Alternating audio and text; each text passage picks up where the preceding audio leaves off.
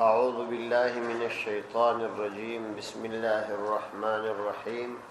يا أيها الذين آمنوا لا تحرموا طيبات ما أحل الله لكم ولا تعتدوا إن الله لا يحب المعتدين. سورة مائدة آيات نمبر 80. يا أيها الذين آمنوا لا تحرموا طيبات، اے کسانو چې ایمان مراوړی دی، لا تحرموا محرموي طیبات پاک ما هغه څه احل الله لكم چې الله تعالی ستاسو د پاره حلال کړی، ولا تعتدوا او تاسو د حد تجاوز مکوئ. ان الله یقینا الله عز وجل لا يحب المعتدين، نخوشوي د حد تیریدونکي. دا آیات د مخکنی آیاتو سره مناسبت دا لري چې مخکې آیاتونو کې د نصاراو څخه د ځینو کسانو یادونه دا وسوله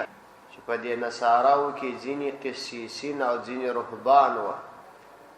نو چون کې هغه مقام د مدح وو او د دوی د مدح او صفت په ځای کې دا ذکر سوه په دوی کې رهبانیت. نو دی آیات کې بیا دا خبره کوي چې ټول کارونه په رهبانیت کې شنه دي او نه علی الاطلاق رهبانیت شدي، بلکې فقط په دایو صورت کې چې د مسلمانانو سره دشمنی پکې کموي شدي. نور چې دوی کوم شان په ځان حرام کړی دي او هغه حلال دي، نو دا به شکار نه دي. او بل د آیات د مخکنی آیاتو سره مناسبت دادي چې مخکې آیاتونو کې د سورت په شروع کې ځینې فروعي مسائل بیان شو، بیا په مابین کې د سورت هم ځینې فروعي مسائل بیان شو، نو دلته هم ځینې فروعي مسائل دا بیانې. الله تعالی فرمایي یا ایها الذین آمنوا لا تحرموا طیبات ما احل الله لكم، اے د ایمان خاوندانو تاسو مه حراموي طیبات پاک شان ما هغه څه احل الله لكم چې الله تعالی تاسو ته حلال کړي، یعنی کوم پاکیزه شان چې الله تعالی تاسو ته حلال کړي دي تاسو یې مه حراموئ. هغه پاکیزه شان که د خوراک شاک او د اغوستلو مربوط وي او یا د منکوحاتو د نکاح د قسمه څخه وي، شریعت تاسو ته حلال کړي وي تاسو یې مه حراموئ. ولې څوک چې حلال شان حرام ګڼي حراموي، دا د حد تجاوز دی او د حد تجاوز دا لویه ګناه ده او الله تعالی دا نه خوښي. ولا تعتدوا، تاسو د حدود شرعیو څخه په تحلیل او تحریم کې تجاوز مکوئ. ان الله یقینا الله عز وجل لا يحب المعتدين، د حد تجاوز کوونکي نه خوښي،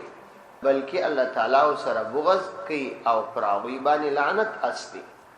مفسرینو د دې آیات په تفسیر کې دا لیکلي دي چې اول خو ترک دنیا، دا دنیا پرېښودل او په یو ځای کې کښېنستل او د عامه انسانانو څخه وتل دا جائز دي، لیکن هو په شرعي حدودو کې دننه د شرعي حدودو څخه د باندې دا جائز نه دي. دوه شیه په دې آیات کې بیان شوي. یو شی دا دی چې ځینې کسان دا بزرګي بولي چې یوازې او تنها اوسیږي. دغسې کسان چې یوازې او تنها اوسیږي که یې لمونځ په جماعت وي او امر بالمعروف او نهي عن المنکر کوي، نو د دغو کسانو دپاره تنها اوسېدل دا جائز دي، منع نه دي. البته حدیث کې راځي چې کوم څوک ګډ اوسیږي او د خلکو پر تکلیفونو باندې صبر کوي او خلکو ته د امر بالمعروف وظیفه جاری ساتي، نو دغه کس ثواب پر هغه کس باندې ډیر دی چې هغه تنها اوسیږي. حدیث کې د دې خبرې یادونه راغلې ده چې تاسو د امت سره ګډ اوسیږي او ځان لره جلا انتخابي سلسله مه جوړوي. علماء د دې ډیر تاوانونه بیان کړي. همیشه چې یو کس په انفرادي ژوند کې اوسیږي او نور کسان نه اوسر، نو ډیر شان د طبیعت ګرځي. سبا که د دغه شانو چا مخالفت کوه، دی د هغه په مقابله کې دومره مقابله کوي لکه د یو شرعي حکم د ماتېدلو په مقابله کې چې څومره مقابله کوای شي. دا به تاسو لیدلی ډیر کسان چې کله په انفرادي ذهنیت باندې امختصي دا که عوام که علماوي د حد تجاوز ورسکیږي. ځینې علما اخر داسې وي چې پر یو خپله مسله باندې ولاړ وي ولو که هغه مسله د نورو مسایلو سره ټکر وي خو د انفرادي ذهن د تداوایي چې دا مسله حق ده. کدی د علماو سره ګډ اوسېدلای ګډه زندگی کولای په یو مدارسو کې استادي کولای نو ښکاره خبره ده چې د دغه مسلې ته نور علماو ویل چې دا صحیح نه او یا د بیانولو دا وخت نه دی. نو طبعا انسان د انفرادیت د ذهن راګرځي. نو اجتماعي زندگی ګډه زندگی د مسلمانانو سره کول په شریعت کې دا مقصود ده. کچا اجتماعي زندگی پریښودل امر بالمعروف نهی عن المنکر اکوایس وای او شرعي وظائف او سنن دا نجنی قضا کېدل بیا یوازې اوسېدل هم پروا نه لري. او دا بزرګي نه لکه د ځینې خلک شوای وای پلانې په دیر ښکارا د کور نه دی راوتلی. دا تر ټولو لوبي دیني ده چې د جماعت المنز پر د باندې لازمي دي د نه راوتی. مسلمانانو باندې ته امر کول د نیکو کارونو د بدو سره ګرځول دا د وظیفه و د نه کول او خلک یې بزرګي بولی. بی دینی ته بزرګي ویل خپل بی دینی ده. او دومره مسله دا ده چې جائز شان چې الله تعالی ته حلال کړی داو مثلا د خوراک شان دي یا د شک شان دي یا د غستوري شان دي او یا نکاح د مثلا د دې څخه منع کول دا درې صورت لري. یو صورت اعدادي چې یو سړی د جائز شی ترک وکړي او عقیده د دې ولري چې دا کول حرام دي. نو کچا د دغه عقیده درلودل چې د دې جائز شی کول حرام دي او هغه حلت او رواوالی په شریعت کې په قطعی دلایل ثابت شوی نو د حرام عقیده ورته درلودل دا کفر دی او په دې باندې سړی کافر کیږي. دوم صورت دا دی چې د یو جائز کار پریږدي یو روا شی دی په شریعت کې روا دی هغه دی پریږدي خو په دې پریښودلو کې قول کوي یعنی دا وایي کما دا پلانې کار وکي نو پر د باندې دي د دنیا خواږه حرام دي. او یا مثلا دا وایي چې په الله قسم دا پلانې کار بنه کوم او هغه کار په شریعت کې روا او جائز کار. په دې صورت کې دا قسم ګرځي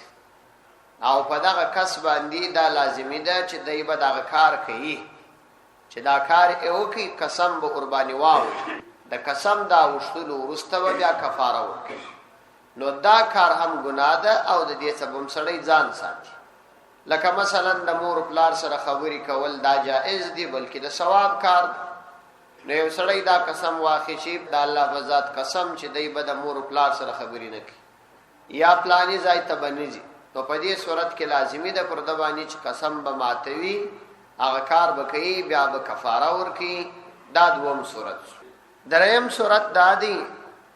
چې یو سړی نه په زړه باندې عقیده لري او نه په خله باندې وایي او ظاهرا یې د عمل څخه داسې معلومیږي چې د عزم کړي چې دای با دا روا کار نه کوي نه په خله ویلي دي نه عقیده ورته د حرام لري بلکې عزم او قصد یې کړي. نو دا بیا دوه صورت پکې جوړیږي. که عزم او قصد په دې خاطر کړي وو چې پر نه کولو یې ثواب دی نو په دې صورت کې دا بدعت ګرځي او دام کبیره ګناه ده ځکه چې د شرعي حدود تجاوز کول دي او حلال شي پرېښودل کې د ثواب عقیده درلودل دا جایز نه دي دا حرام دي کبیره ګناه ده توبه ورسي استل پکار. او بل صورت ادا دي چې نه د دې عقیده لري چې دا پرېښودل ثواب لري نه د دې په خله باندې وایي نه قسم کوي خدا یو مریضی په خاطر باندې یا د روحانی مریضی په خاطر او یا د جسمانی مریضی په خاطر باندې دای هغه حلال کار پریږدي. د مثال په توګه ځینی د تصوف بزرگان د خپل صوفیانو څخه ځینی شعان منع کوي. نو دغه سي د تصوف بزرگان چې کم ځینی شعان د خپل صوفیانو څخه منع کوي او یا ډاکټر یو چاته پرهیز ورکړي چې پلانې شی مخره ته ضرر رسی دغه صورت به جائز دی په دې کې بیا کوم ګناه نشته ځکه دغه کار چې دی پریږدي د حلال کار د دې په پرې شودلو کې نه دی دا عقیده لري چې دا به حرام کما وکي او نه پر پرې شودلو د ثواب عقیده لري بلکې دا د یو جسمانی مرض څخه د خلاصون او یا روحاني مرض څخه د خلاصون د پاره دغه سرای لري نو دا بیا منع نه دي نو د ځینو بزرګانو څخه چې ځینې داسې شیان را نقل شوي دي چې پلاني شی نه خوړي د هغه وجه دا و چې یا د جسمانی مریضي په خاطر او یا روحاني مریضي په خاطر باندې نه خوړي ډېر کسان داسې وي چې هغه د مریضي په خاطر باندې ځینې شیان نه خوري نو هغه بیا پروا نه لري نو الله تعالی فرمایي ولا تعتدوا ان الله لا يحب المعتدين یقینا الله عز وجل نخوشوي المعتدين د حد تجاوز کوونکي وكلوا مما رزقكم الله حلالا طيبا وكلوا او تاسخري مما ده هغه څه رزقكم الله چې الله تعالی تاسو ته فرض درکړي حلالا طيبا چې حلال او پاک وي یعنی الله سبحانه و تعالی فرمایي چې تاسو د الله تعالی د نعمتونو څخه خوراک کوي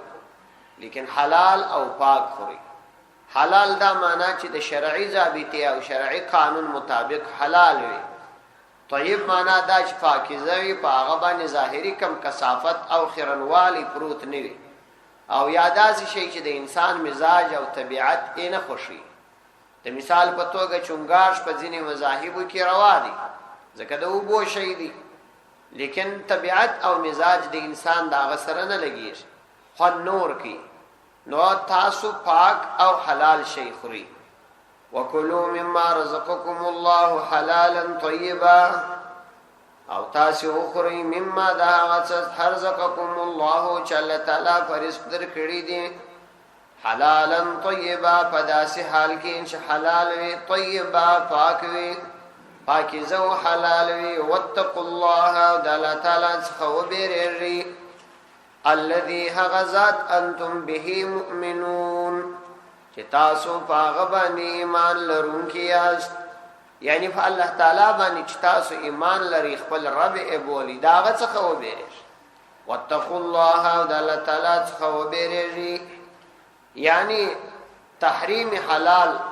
خلاف رضای حق دی مطلب دا چې کوم شی الله تعالی حلال کړي او تاسو حراموي په دې الله تعالی ناراضه کیږي نو د دې څخه پرهیز وکي او د دې کار ارتکاب مکوي واتقوا الله د الله تعالی څخه وبېږئ مطلب دا چې حرام مخوري او مطلب دا چې حلال محراموي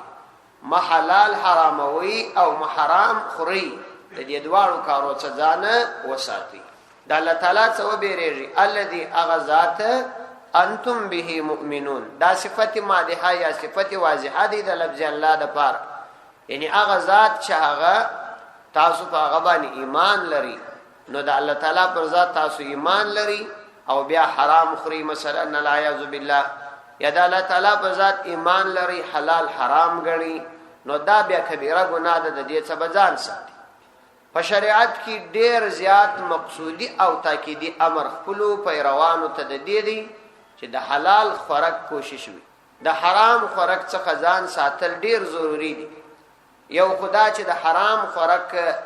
په وجه باندې د انسان باطینی او روحاني دواړو قواو ته شدید تاوان رسیږي علما ولیکلي دي چې کوم څوک حرام خوراک کوي د هغه دعا نه قبليږي او الله تعالی هغه مستجاب الدعوات نه ګرځي او بل دا چې د حرام خوراک کوونکی په زړه کې د ایمان نورانیت نه پاتې کیږي او دریم دا چې د حرام خوراک کوونکی د پاره الله تعالی د نیک اعمال توفیق نه ورکړي تاسو ته به تجربه تاسو وګورئ کوم خلک چې حرام کارونه کوي عموما د هغوی زندگی په ناروا اعمالو کې تیریږي او عموما هغوی په دومره لوی ګناهونو باندې اخته وي چې انسان د هغې ګناه تصور هم نشي کولی د عباداتو څخه محروم وي په دعا کې قبولیت نه راځي او بل دا چې په اولادونو کې صالح اولادونه نه پیدا کیږي اکثره بیا په فساد باندې اخته کیږي او بل دا علما وشودلي دي چې دغه کسانو ته د مرګ په وخت کې د کلمې ویل نور نصیب کیږي او د قبر تنګي ورته راځي او په آخرت کې بیا الله تعالی جهنم ته داخل ځکه یو ګوله حرام چې د انسان و بدن ته داخله سول دغه جسد بیا جنت ته نشي تلای. حدیث کې راځي لا يدخل الجنه جسد غذي بالحرام، کوم جسد چې په حرام باندې لوی سي هغه جنت ته نه داخل. نو په لوی لاس باندې انسان دغه د دنیا فانی څو ورځې ژوندۍ د آخرت د پاره باید خراب نه کی، یعنی آخرت په خراب سي او دغه دنیا فقط د دې د پاره یو څو ورځې گزاره پکښ وکي چې آخرت په جوړ شي. نو دا نه د پکار چې انسان په دنیا کې د دې کوشش وکي چې فقط مال ډیر کی، اولادونه مستریح کی او خپل ځان او اولادونه به د آخرت په دی اوږده ژوندۍ کې په تباہی او مشکلاتو کې واقع کی. د دې ځان ساتل پکار، خصوصا دا اوس په خلکو کې دا د رشوت خوړل دا به خډیر په معاملاتو کې سودی کاروبار دا انتهایی ډیر دی او دا د قیامت د علائم څوم راځي او د اسلام د دشمنانو کوشش هم دا د پیغمبر علی صلوات و سلام دا څومره احادیث او دا قران کریم چې څومره یادونه د خپل پیروانو ته کړی دي. دا يهود او نصارا باقاعده د هر جزئیه جلا جلا ګوري او دوی د دې څخه دا اخستې ده چې د احادیث او د قران خلاف اعمال په اسلامی امت کې پیدا کی. هر کله چې په اسلامی امت کې د شریعت خلاف کارونه رالل نو د دوی څخه هغه قوت او رعب چې د کافرانو په زړه کې دی هغه ختمي شي. همدا وجه ده چې تاسو وګورئ کافران کوشش دا کوي په مسلمانانو کې حرام کاروبار عام کی او د حرامو کاروبارو د عموم د پاره د دوی بانکي سیستمونه، سودی کاروبارونه او د دې د پاره مختلف نمونه ورکول چې ځینو ته د بیمې نوم ورکي او ځینو ته د قرضې نمونه ورکي او ځینو ته یو قسم نوم او ځینو ته بیا بل قسم نمونه ورکي. دا د همدې د پاره دي چې په مسلمانانو کې دا سودی کاروبار عام دی. دا د رشوت مسله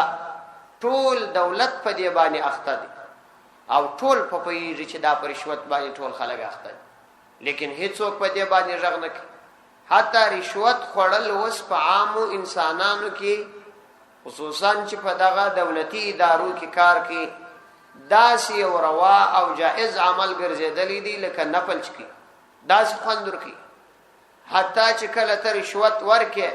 نو د شخوندور شکر باندې ادا کوي چې الله تعالی یې درکوي نو یې داسې درکوي. نه رشوت داسې ورته شیرې مادر ګرځېدلی او دا د کفري ادارو کوشش دی چې په اسلامي ملکونو کې دا سلسله عام کله یې په د باندې رشوت وخوړي بیا به د حق دفاع کوي، بیا به د مسلمان بندي سره د کومک کوي یا امکان بیا نه لري ولی خدای د باطن خبيث ګرځېدلی دی بیا امکان نه لري چې د سبس. نو الله تعالی فرمایي که تاسو په خپل رب ایمان لري د دې څخه بیریږي دا کار مکو. لا يؤاخذكم الله باللغو في أيمانكم ولكن يؤاخذكم بما عقدتم الأيمان فكفارته إطعام 10 مساكين من أوسط ما تطعمون أهليكم أو كسوتهم أو تحرير رقبة. لا يؤاخذكم الله ننسيتاسو الله عز وجل باللغو فلغو باندي في أيمانكم ستاسو فكسمنوكي ولكن يؤاخذكم بما عقدتم الايمان يمكن نسيتاسو الله عز وجل بما عقدتم الايمان چې تاسو قصد کړی وي د قسمونو فكفارته نو کفاره د دې قسم اطعام ور کول دي د ډوډۍ 10 مساکین لسو مسکینانو ته من اوسط ما تطعمون د میانه درجه هغه تطعمون چې تاسو یې ور کوي اهلیکم خپل کور والاوتا او کسوتهم یا جامه غیلر او تحریر رقبه او یا آزاد دل د غلام. ومن لم یجد کچیر چاپی دان کړه فصيام 3 ایام نو بیا روزی دی 3 ایام 3 ورځې. لا یؤاخذکم الله فی اللغو فی ایمانکم چونکه مخکنی آیاتونو کې د تحریم او د تحلیل خبره تیر رسول چې تاسو د الله تعالی حلال شان محرمو نو په ځینو صورتو کې د حلال شي حرامول قسم ګرځیدل نو یې فوراً د قسم احکام سم بیان ځکه چې په بعضې صورتو کې تحریم د حلال شي حرام ګرځول دا قسم ګرځي چې ما مخکې درته ووایي قسمونه 3 قسم دي یو قسم دی هغه ته دوی قسم یمین وای یمین دا په عربي کې قسم ته وای راسته لاسته هم ویل کېږي یو یمین غموس یمین غموس هغه قسم ته ویل کېږي چې په تیره زمانه کې یو کار سوی دی او ستا ښه یاد دی چې دا کار سوی او ته قسم اخې چې نه دی سوی یا یو کار نه دی سوی په تیره زمانه کې او ته قسم ور باندې اخې چې دا سوی ستا ښه عقیده ده او ښه درته یاد دی دا یمین غموس دی زموږ د امام ابو حنیفه رحمت الله علیه په مذهب کې په یمین غموس باندې کفاره نشته بلکې دا سزای آخرت ته پاتې کیږي او دا کبیره ګناه ده او پیغمبر علیه السلام د لوی ګناهونو څخه شمیره ده پیغمبر علیه السلام فرمایي چې الکبائر الاشراک بالله د لوی ګناهونو څخه د خدای تعالی سره شریک نیول الاشراک بالله وعقوق الوالدين او د مور پلار نافرمانی کول وقتل النفس او د یو بے گناه مسلمان قتلول او یمین الغموس د درواغو قسم اخیسته دا یمین غموس ته یمین غموس ځکه وایي غمس په عربي کې غوټه کېدلو ته وایي یعنی دا سړی د یمین په وجه د جهنم په غوټو باندې غوټه دی په ډېره لویه ګناه کې واقع یمین غموس پر دې باندې کفاره نشته دوم یمین لغو دی د یمین لغو بیا دوه تعریف سوي یو یمین لغو دی ته ویل کیږي چې په تیره زمانه کې یو کار نه دی سوی خو تا عقیده دا ده چې سوی دی یعنی ته په خبر نه چې نه دی سوی یو چا درته ویل چې دا کار سوی و هغه نه دی سوی ستا عقیده او یقین دا دی چې سوی نو چې قسم پر واخستې چې سوی دی قصدن و ارادتن استاد دا عقیده ده چې دا سوی دی نو ته په خپل قصد کې رښتینی یې هغه نه سوی آیا یو کار سوی دی او ستا عقیده دا ده چې نه دی سوی ته قسم پر واخې په تیره زمانه کې دې ته یمیني لغو ویل کېږي پر دې باندې نه ګناه شته او نه کفاره شته ځکه ستا قصد او اراده د درواغو نه ده او نه د الله تعالی د نامه کمزوري او استخفاف یعنی د بیا پروايي عقیده شته دوم تعریف ادا دي چې خلک په عام خبرو کې کاری لکه عرب چې ډېر دا کلمات استعمالي چې لا والله یا موږ ځینې کلمات استعمالو چې څوک ستاسو سوال وکړي پلانې چیرې ورته ورته وایه والله که نو دا والله که حسین دی والله دی انو دا یمین لغو دی مطلب دا چې پر دې باندې ګناه نشته کفاره نشته البته علما وايي د رزق د بیا برکتی او د انسان د نورانیت د ختمېدلو سبب ګرځي یو قسم د الله تعالی د نامه سره یو قسم بیا پرواهی ده پر هر خبره باندې سړی د الله تعالی نوم نه ذکر کوي او دریم یمین منعقده دی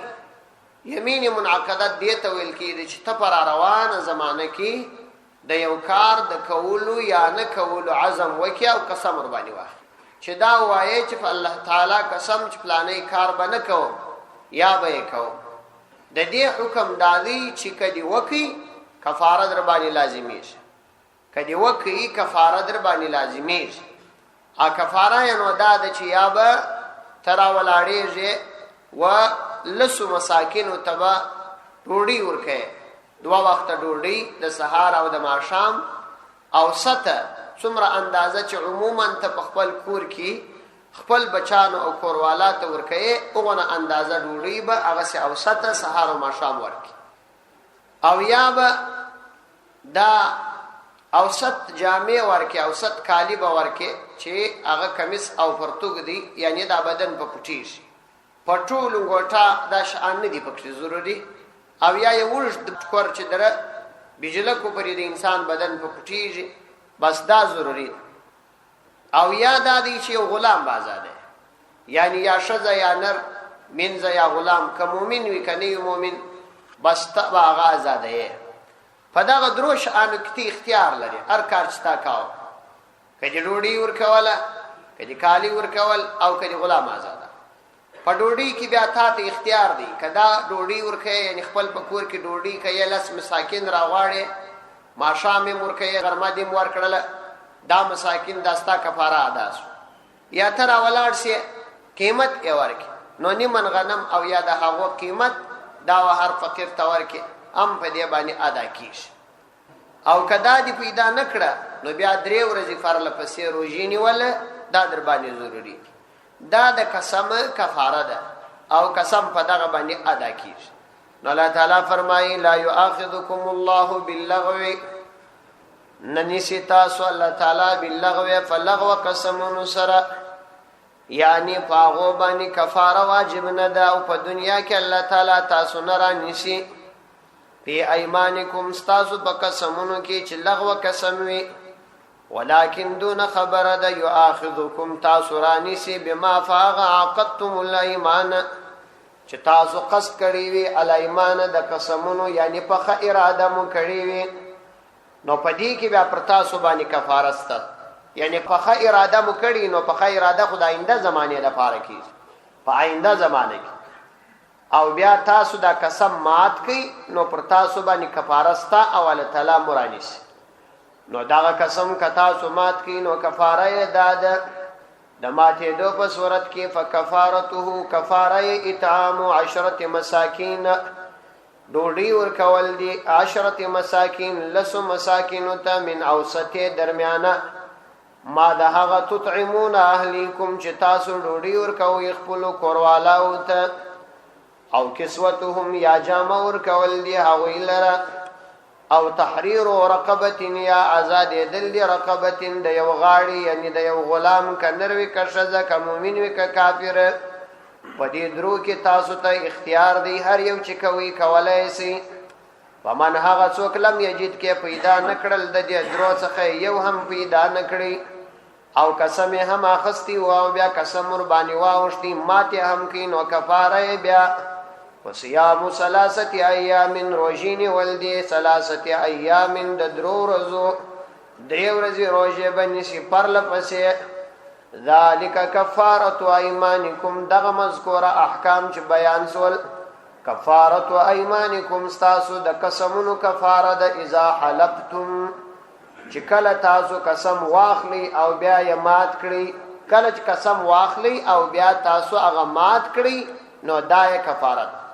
واحفظوا ايمانكم او تاسو حفاظت وکړي ايمانكم د خپل قسمونو یعنی اول دواره خدای الله تعالی په نامه قسمونه ماخ کله بیا قسم واخه نو بیا د قسم حفاظت کا دانه چې ارګړې قسم اخیا او بیا در سمات سوي وي پدې کې دوه مسلې کسړی د خیر د کار څخه د منع قسم واخ یعنی دا یو ویل چې دا پلانې نیک کار ونه کوم قسم یا واغستی د مور پلار سره به خبرې نه کی قسم یا واغستی کوروالا سره به خبرې نه کی دا اولادو سره به خبرې نه کی نو په دې صورت کې شرعي امر دادی چې دای به دا قسم ماتي د مور پلار سره به اول خبرې کوي او یا د کوروالا سره به خبرې کوي چې قسم مات سو بیا به کفاره ورکي کفاره مخ کې در قسم نه ادا کیږي ځکه چې قسم سبب د کفاره دی او سبب چې راغلی نه مسبب راتلای لکه د روزې د میاشتې د دل چې ضروری دي د روزې د پاره کله میاشتې حاضرې دل نه سی میاشت نه داخله سوي نو روزه نه سی کېږي د رمضان المبارک نو داسې به یو ارزان حنیس کوي چې حنیس اکی ځان بیا به کفاره وکړي او بل داری چې تا پر یو داسې کار باندې قسم اخستې دي چې هغه ناجائز کار دی او تا ځان جن را منع کړي چې با الله تعالی قسم نسوار بنه کو دا نسوارم شې نه دي او دا جائز نه دي او یا پر سیګریټ باندې سیګریټ سړی کوي پر دې باندې قسم واخلي چې الله تعالی قسم زبدا سیګریټ نڅ کو انو دې صورت کې به شرعي امر داري چې پر خپل قسم ټینګ کدر څوځ کول سول نو بیا کفاره در باندې راځي قسم دې مات اوس دا غشدي دا ځینې خلک په دا سپین کاغذ کې دا نسوارېږ دي انو د دې بیا فائدہ دا وي چې نخله به خرابي راو نه بل سړی وسره په تکلیف کې واحفظوا ايمانكم تاسو حفاظت وکړي ايمانكم نخپل قسمونو كذلك دغرنگ يبين الله بيانوي الله تعالى لكم تاسو د فار آياته خپل آیاتنا چې پاغه کې تاسو د دنیا او د آخرت مصلحت دي او شرعي احکام دي چې تاسو دا غوي مطابق زندگی کولای شئ نو کله چې الله تعالی تاسو د دنیا او آخرت مصلحت تاسو ته یشي دي نو دا د الله تعالی لوی نعمت دی لعلکم تشکرون وشاید تاسو شکر ادا کړئ یعنی د الله تعالی پر دې نعمت باندې چې تاسو د دنیا او آخرت مصلحت الله تعالی په نظر کې نیولې دي او احکامات یې درته را نازل کړي دي نو دا د الله تعالی نعمت دی د دې شکر ادا کړئ لعلکم شاید تاسو تشکرون شکر ادا کړئ صدق الله